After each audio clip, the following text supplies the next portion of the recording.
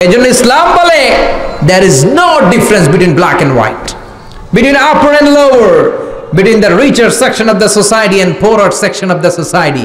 Everyone is equal, completely equal, totally equal, 100% equal in the eyes of Islam. চিল্লায় বলেন আল্লাহু আকবার। ইসলাম বলে কালো সাদায় পার্থক্য নাই, খেলাওয়ালা কুলি মজুর দিন মজুর প্রধানমন্ত্রী প্রেসিডেন্টে পার্থক্য নাই। আপনি মসজিদে যদি ঢুকেন, প্রেসিডেন্ট যেই কাতারে দাঁড়াবে কুলিওয়ালা ঠেলাওয়ালা ওই কাতারে দাঁড়াবে, ঠিক কি না? ইন্না আকরামাকুম ইনদাল্লাহি আতকাকুম, আল্লাহর কাছে সেই সেরা যার তাকওয়া বেশি, ঠিক কি না? যার অন্তরে আল্লাহর ভয় বেশি, ঠিক কি না?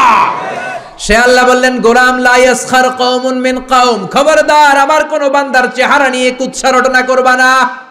মোটুর বাচ্চা মোটু বলবা না, কালুর ঘরের কালু বলবা না। ওরে কালু বানাইছে কে? আল্লাহ। তোমারে ধলা বানাইছে কে?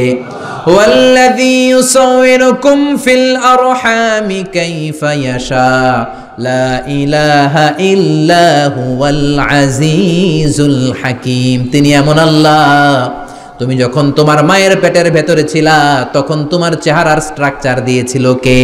আল্লাহ। মায়ের পেটে যখন একটু ছিলাম গোশতের টুকরো, তখনই তো আমাদের চেহারা হয়ে গিয়েছে। চেহারা আমরা বানাই নাই, চেহারা দিছে কে? আল্লাহ। প্রত্যেকের চেহারা আল্লাহ যদি প্রত্যেককে বানানোর অর্ডার দিত, সুযোগ দিত, আমরা প্রত্যেকে আমাদের প্রত্যেকের চেহারা ইউসুফ নবীর মতো সুন্দর করে বানাতাম, ঠিক কি না? নাকি কালো বানাইতাম? কেউ আমরা কালো বানাইতাম, নাক বোসা বানাইতাম? প্রত্যেক নারী তাকে বিশ্ব সুন্দরী করে বানাতো, প্রত্যেক নারী তাকে জুলাইখার মতো পরি করে বানাতো, প্রত্যেক নারী ঐশ্বরিয়া রায় হয়ে যেত, ঠিক কিনা? কিন্তু চেহারাটা আমার কেমন হবে এটা আল্লাহ আমার হাতে দেয় নাই, করেছে কে? এই জন্য কালুর ঘরে কালু বলে যদি ভেস্কি দেন, ভেস্কিটা ওরে দেন নাই, দিয়েছেন কারে? কারণ ওরে কালো বানিয়েছে কে? সাইয়েদনা ইবনে মাসউদ, ওনার পা ছিল চিকন, খেজুর গাছে খেজুর পাড়তে উঠলেন, চিকন পা, কেউ কোনোদিন দেখে নাই। ওই দিন বাতাসের ঝাপটায় কাপড় উপরে উঠেছে, সবাই চিকন পা দেখেছে। সাহাবারা হাসাহাসি শুরু করলো। বিশ্বনবী ডাকলেন, সাহাবারা রে, ইবনে মাসুদের পা চিকন দেখে তোমরা হাসাহাসি করো, আমার ইবনে মাসুদের পা দুইটা যদি মিজানের পাল্লায় রেখে দেয়া হয়, কিয়ামতের দিন পা দুইটা উহুদ পাহাড়ের সমান ভারী হয়ে যাবে। এজন্য খবরদার, কারো আকৃতি নিয়ে, ফিজিক্যাল স্ট্রাকচার নিয়ে কখনো অবজ্ঞা হেয় করা যাবে। মক্কার কুরাইশরা বলে, ও নবী, আব্দুল্লাহর বেটা মুহাম্মদ, তোমার অনুসারীদের গা থেকে গন্ধ আসে, কি আসে? সব গরিবরা তোমার উম্মত, একটারও টাকা নাই, পয়সা নাই, সমাজে কোনো নাম নাই, ধাম নাই, সবাই অসুস্থ, খাবার নাই। আমরা মক্কার ধনী মানুষ, আমরা ওদের সাথে ওয়াজ শুনবো না। মক্কার ধনী লোকদেরকে নিয়ে তুমি যদি একটা ডেট করো, ওই ডেটে আমরা সবাই বসবো। কোন গরিব সাহাবা, দুর্গন্ধওয়ালা সাহাবা, কালো সাহাবা আসতে পারবে? কথা বুঝতেছেন? গরিব সাহাবাদের সাথে বসবো না, আমরা ধনীরা বসবো। রহমতের নবী, দয়ার নবী, মায়ার নবী ভাবলেন, ধনীদেরকে নিয়ে যদি একটা ডেট দেই, এই ডেটের কারণে যদি কালিমা পড়ে ধনী কোরাইশ গুলো মুসলমান হয়, জাহান্নামের আগুন থেকে অনেকগুলো কোরাইশ লোক বেঁচে যাবে, ঠিক কিনা? এই চিন্তা করে গরিব সাহাবীদেরকে বললেন, খবরদার ওই দিন আসবা না, ওই দিন আমার ঘরে কেউ ঢুকবা না। ও বেলাল, তোমার গায়ের রং কালো, তুমিও ঢুকবা না। যাদের ভালো জামা নাই কেউ আসবা না। আজকে দিনটা ধনীদের দিন। কাদের দিন? ধনীদেরকে ওয়াজ করব। ধনীদেরকে বিশ্বনবী ওয়াজ করতে লাগলেন। ইন দ্য মিন টাইম এক অন্ধ সাহাবা এই নোটিশ শুনে নাই, শর্ট নোটিশ, মাঝে মাঝে জরুরি বিজ্ঞপ্তি আছে না নাই? আব্দুল্লাহ ইবনে উম্মে মাকতুম, অন্ধ সাহাবী, হুট করে ওই ধনীদের মিটিং এর মধ্যে ঢুকে গেলেন। বিশ্বনবী একটু অপছন্দ করলেন, বিশ্বনবীর ভ্রুটা বিশ্বনবী একটু কুচকালেন। আহা, এখন কেন ঢুকলো? অন্য সময় ঢুকলো তো ভালো হইতো, এখন কেন ঢুকলো? এই যে বিশ্বনবী একটু অপছন্দ করলেন, একটু নাক ছিটকালেন, বিশ্বনবীরও আল্লাহ ছাড় দেয় নাই।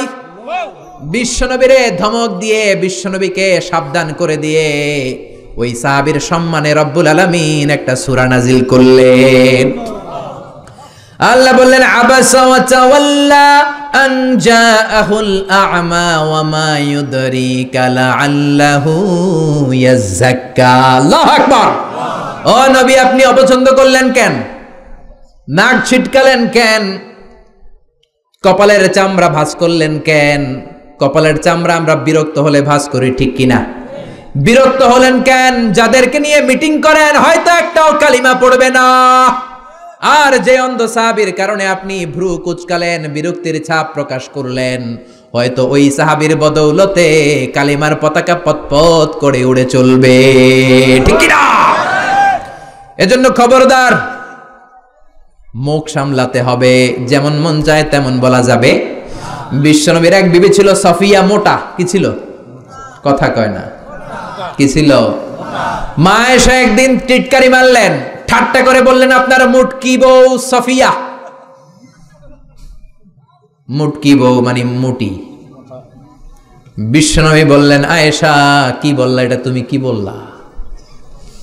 লাকাদ কুলতি লা কালিমাতানি আয়েশা, এমন একটা কথা বলেছো, লাউ মুজিজাত বিমা ইল বাহার, তোমার কথাটা যদি সাগরের মধ্যে ছেড়ে দেয়া হয়, লা মাসজাতহু, তোমার এই কথাটা পুরো সাগরের নীল পানিকে কালো করে দিবে।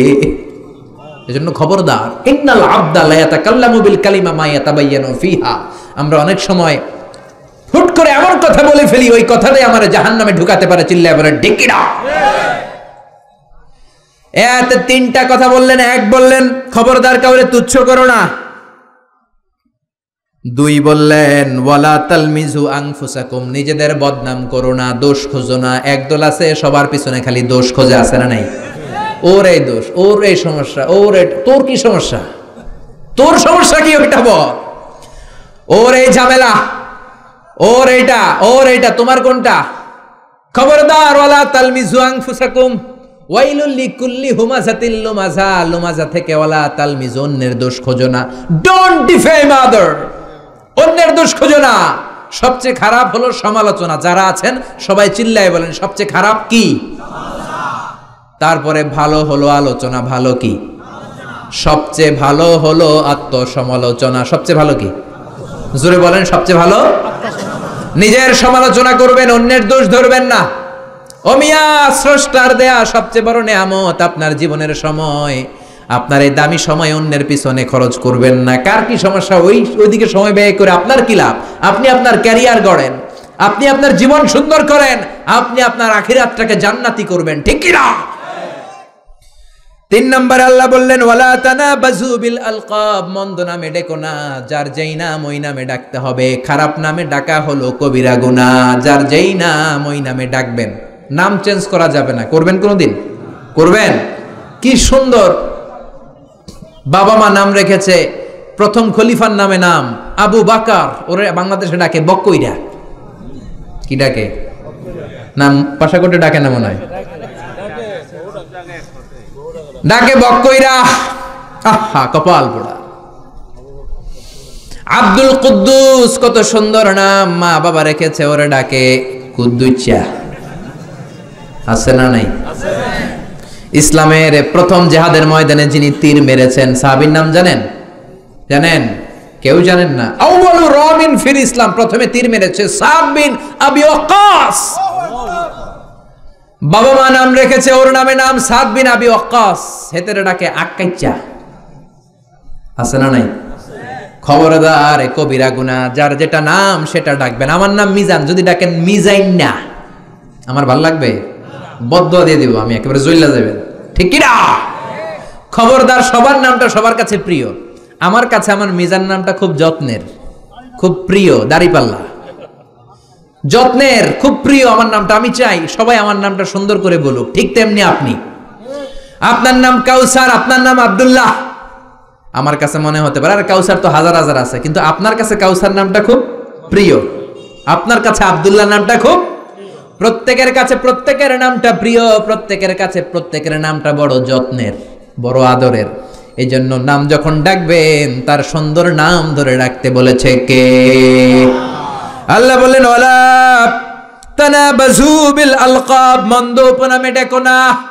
ইউদাউনাল ইয়াউমাল কিয়ামাতি বিআসমাইকুম ওয়া আসমাই আবাইকুম, কিয়ামতের দিন তোমার নাম ধরে, তোমার বাবার নাম ধরে তোমারে ডাকবে কে?